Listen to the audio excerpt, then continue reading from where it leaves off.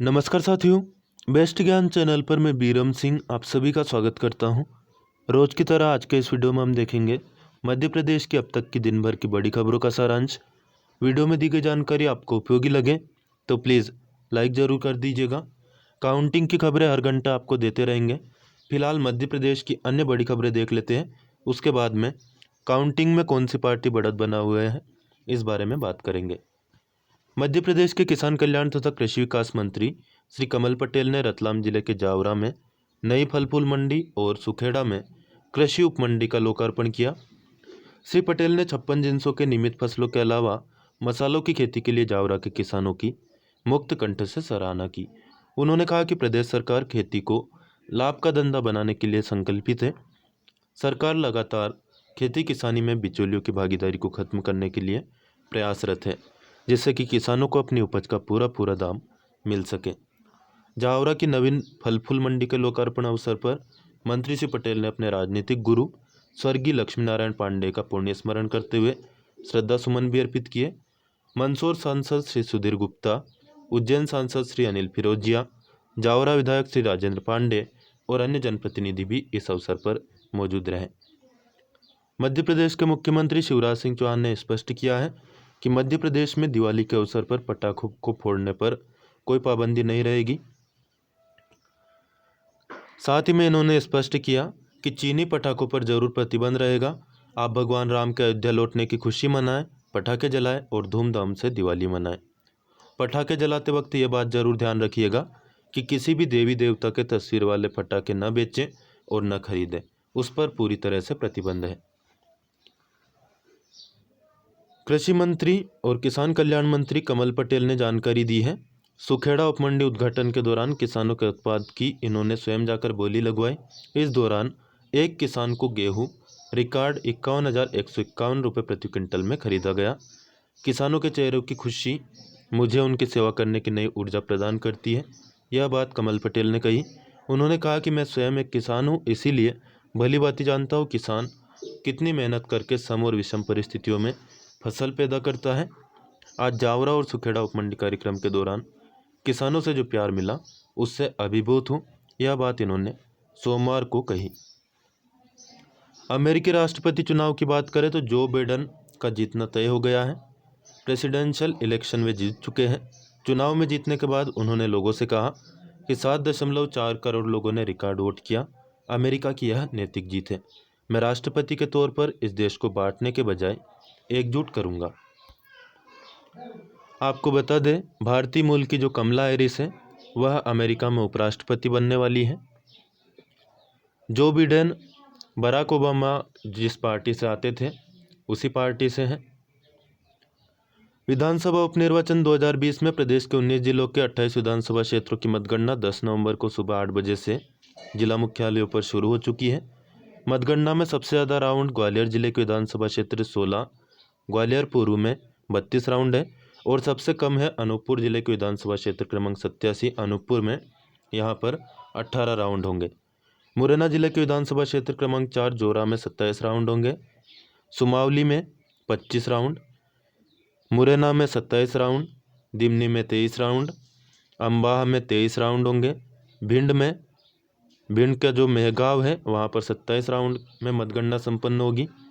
गोहद में 24, ग्वालियर में 15 नहीं ग्वालियर जिले के विधानसभा क्षेत्र क्रमांक 15, ग्वालियर जिले में 30, विधानसभा क्षेत्र क्रमांक 19 डबरा में 24, दतिया जिले के विधानसभा क्षेत्र क्रमांक 21 भांडेर में 19, शिवपुरी जिले के करेरा में 26, विधानसभा क्षेत्र क्रमांक 24 पोहरी में 23, गुना जिले के विधानसभा क्षेत्र क्रमांक 28 बमोरी में 23, अशोकनगर जिले के विधानसभा क्षेत्र क्रमांक 32 अशोकनगर में 22 और विधानसभा क्षेत्र क्रमांक 34 मुंगावली में 21 राउंड होंगे।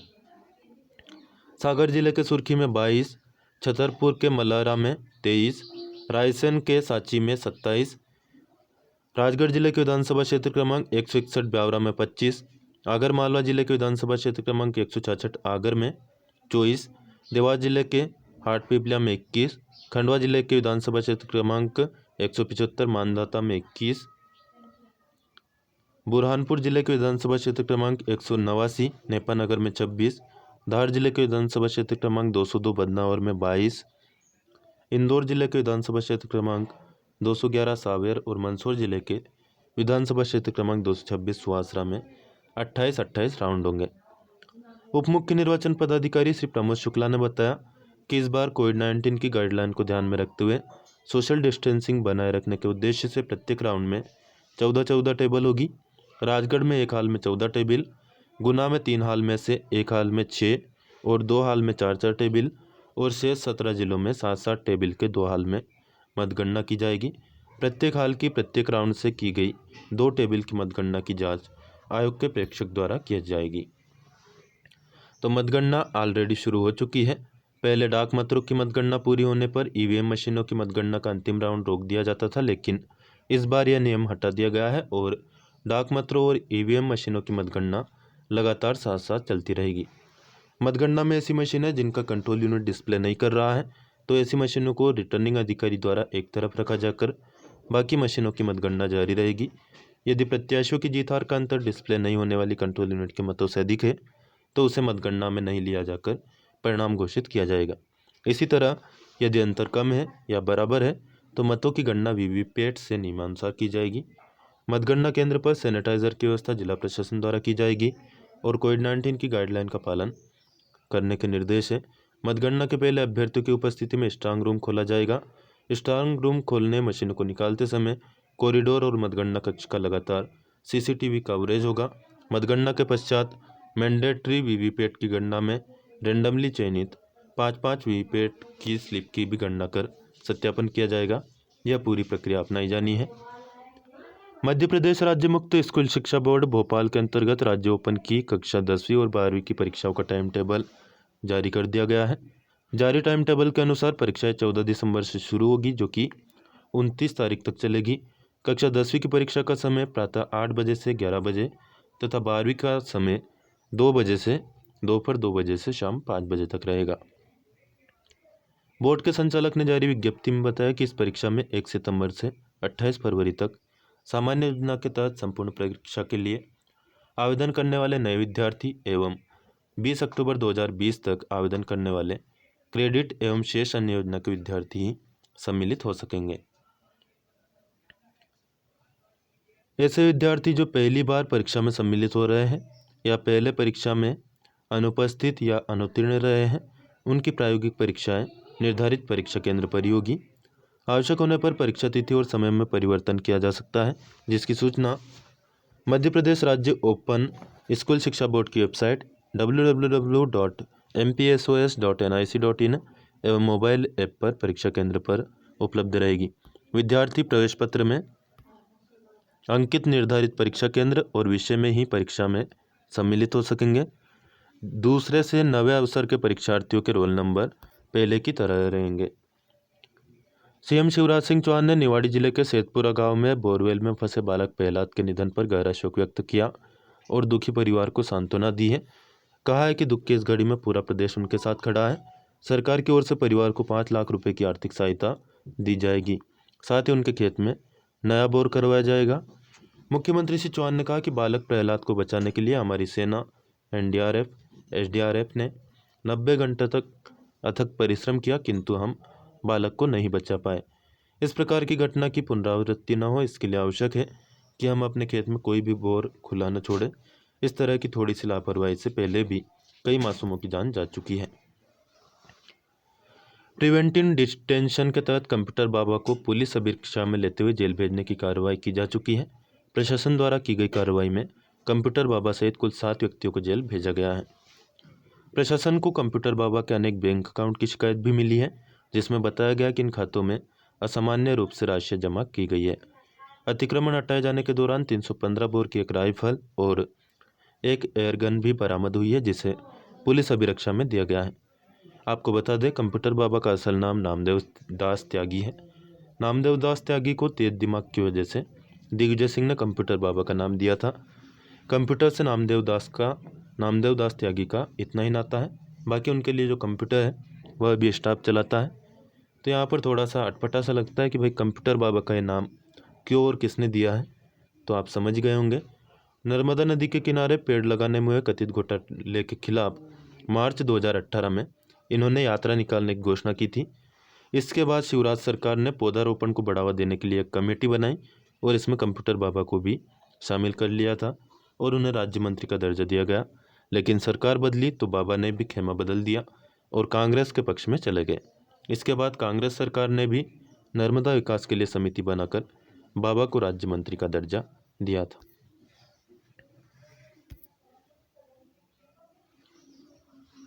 मुख्यमंत्री श्री शिवराज सिंह चौहान ने सतना जिले के नागौद में हुई सड़क दुर्घटना में कई अमूल्य जिंदगियों के असमय काल कवलित होने की घटना को अत्यधिक पीड़ादायी बताया है। उन्होंने कहा कि भोपाल के ग्राम बरखेड़ी में मिट्टी धंसने से हुई 4 बच्चों की मृत्यु का समाचार भी अत्यंत दुखद व हृदय विदारक है। सोमवार की सुबह 9 बजे हुजूर तहसील के बरखेड़ी अब्दुल्ला गांव, जो सुखी सेवनिया थाने के अंतर्गत है, उसके 6 बच्चे अपने घर में लीपने के लिए मिट्टी लेने गांव के समीप नाले के पास गए थे।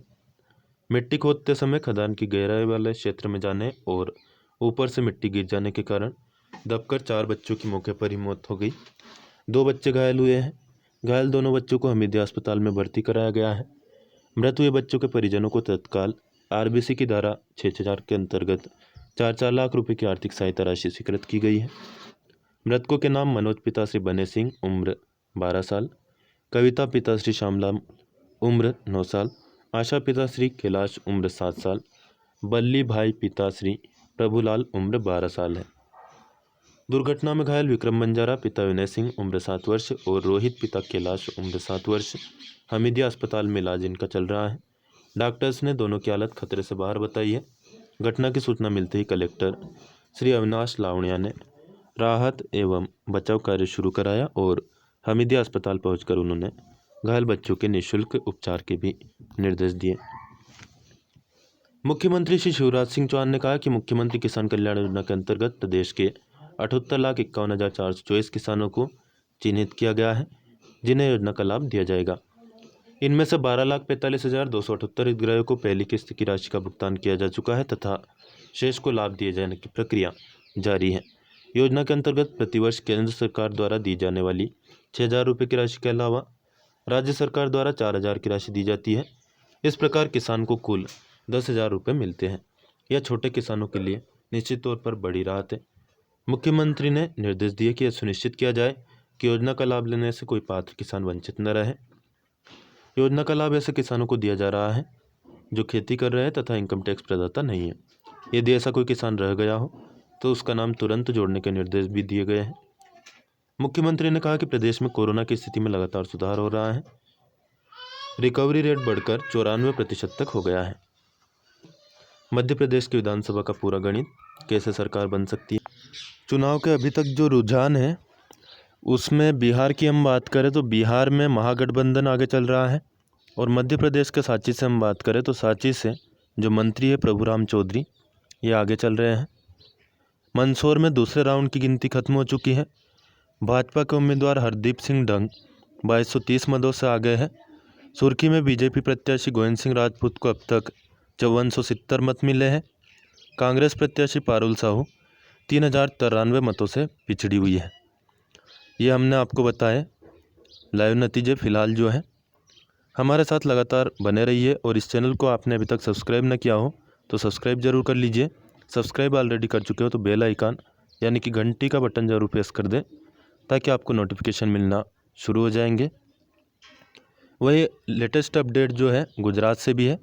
गुजरात विधानसभा उपचुनाव में 8 सीटों में से 2 सीटों पर बीजेपी आगे चल रही है। लगातार आपको इस चैनल के जरिए अपडेट हम देते रहेंगे, पोस्ट के जरिए भी और वीडियो के जरिए भी। हर 1 घंटे में आपको नई अपडेट मिलती रहेगी। फिलहाल इस वीडियो को हम यहीं पर समाप्त करेंगे। लाइक करना, शेयर करना और चैनल को सब्सक्राइब करना बिल्कुल ना भूलें। कोई प्रश्न या सुझाव आपका हो तो कमेंट करके पूछ सकते हैं या बता सकते हैं। फिलहाल इस वीडियो में इतना ही। धन्यवाद। जय हिंद, जय भारत।